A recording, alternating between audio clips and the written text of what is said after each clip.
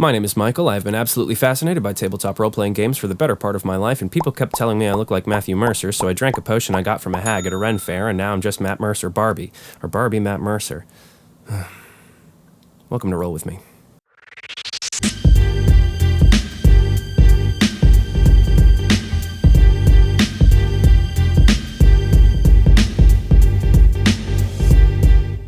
That's right, I'm back and I'm alive and I'm safe and I'm sound and all sorts of stuff. And I'm going to talk about Monster of the Week. I've got a lot of stuff to talk about.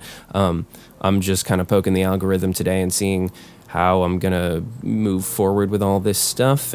But we're coming back and we're making videos again, and I got a lot of stuff to talk about, so let's just get into it. Over the years, a lot of people in this community have reached out to me with questions, which is amazing. Keep doing that. I've met a lot of really cool people. And some cool gamers out there who have a lot of really insightful thoughts and opinions, and keep doing your thing. I love that.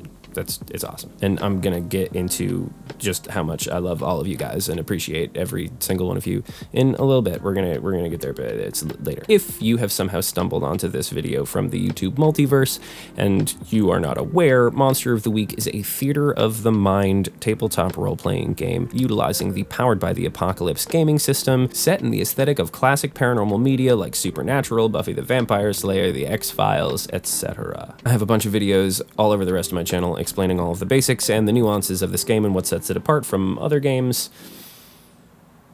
So like and subscribe and do all the things, and go check out all the other videos because there's a lot of information, a lot of things. I've just said a lot of things about this game, so you can learn from, there's more.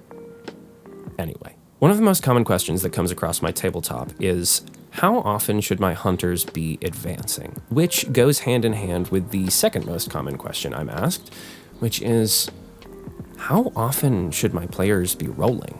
Now, advancing is Monster of the Week's version of leveling up, because Monster of the Week is not D&D.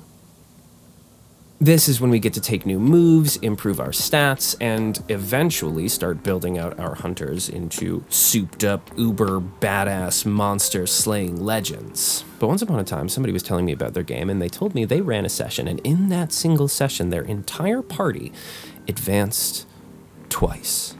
And I thought, hold up. How often are you making them roll their dice? And it was then that it dawned on me just how sparing we should be with our rolls in this game. Let me break it down. Monster of the Week is a game that relies heavily on theater of the mind, and less so on mechanics and dice rolls. The rolling system is simplified down to static bonuses and limited die rolls. This is because each roll does not represent a single action, it represents a turning point in the plot of the hunt. Outside of combat, each scene really only requires a few rolls, if any at all. Our party encounters a new scenario, a pasture full of cows drained of blood. Now, we have a lot of variables to work with here.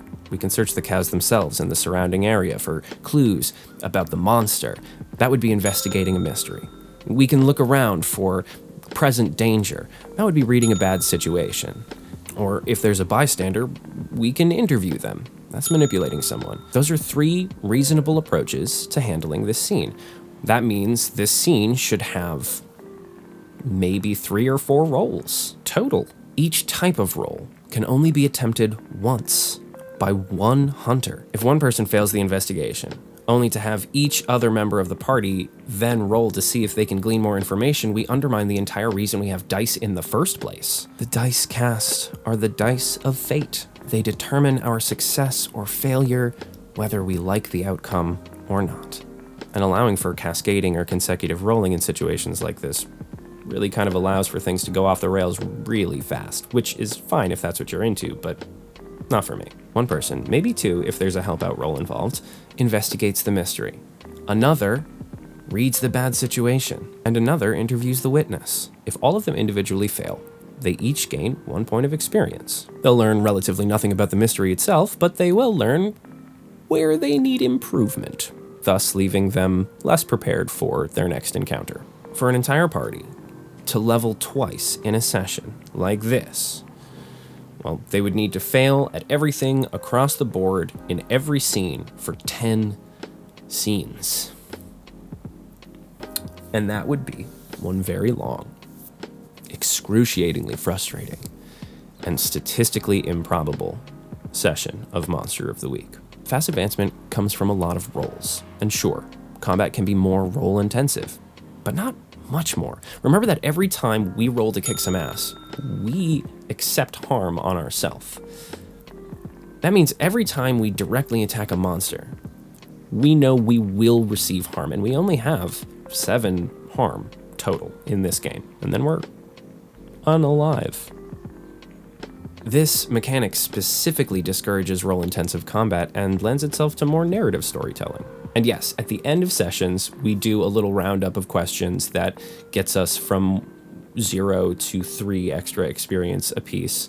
And yes, there are group rolls that the keeper can impose, but it's a lot. That's a lot of rolls. If everybody's failing all the time, that's a lot of rolls. Stop rolling so much. Stop rolling so much. A conversation can go for a few minutes before you have to roll to manipulate them, or once you roll to manipulate them, that sets the entire tone of the conversation. An investigation can take a while. You can learn a lot of things, or you can learn a limited amount of things based on the rolls that you get, because the numbers determine the level of success or failure. When it comes to Monster of the Week, you will most often find me leaning on the side of narrative and aesthetic rather than mechanics and dice and numbers.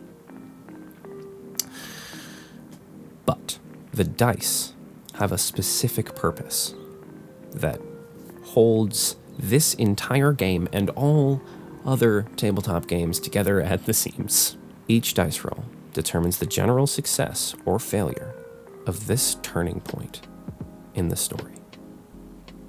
Consider that. Now go play some games. But first, hey, it's me from the thing that you just watched, or are still watching, depending on where I place this in the video. I just want to talk about a couple of things real quick. Over the last couple of years, I've gone through a lot of significant life changes that have kept me from making regular content for this channel. And that's really regrettable because I love talking about gaming, and I love this little community that we've sort of built here together.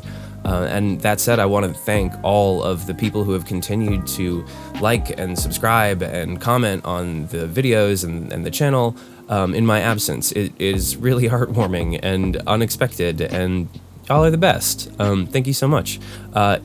Also, in that time that I've been away, I've been making a lot of music. I started a record company called MOSFET Records. You can check out my website on the internet where websites are commonly found. I've got a bunch of new merch that I'm working on coming out with, tour schedule and live performances and graphic design and media management. There's all sorts of stuff going on there. So if you enjoy cool stuff and cool art and cool music, then head to MOSFETrecords.com and check out what I got. And maybe consider donating to the Patreon so that I can continue to make more content and make content more regularly. Yeah, and otherwise just, like and subscribe and comment and keep doing what you're doing and reach out. And, I love talking about it. So let's talk about it.